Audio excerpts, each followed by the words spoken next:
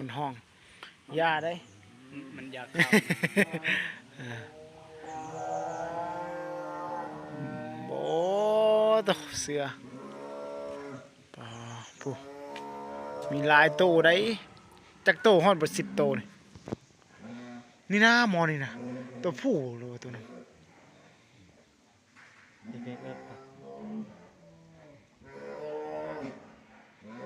ถ้าว่าเขาสิเอาเขาซักยาสลบบ่หรือว่านั่นไดแน่นอนเลย เนาะขอให้มันสลบเนาะ ยิงยาท่าน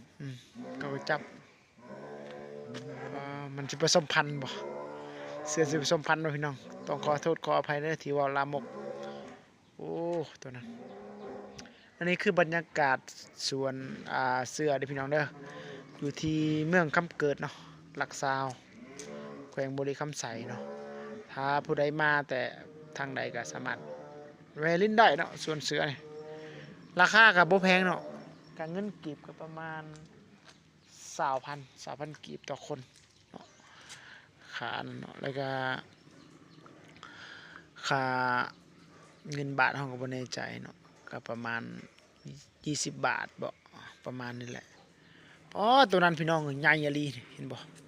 ตัวนั้นเลยใหญ่กว่าหมู่น่ะ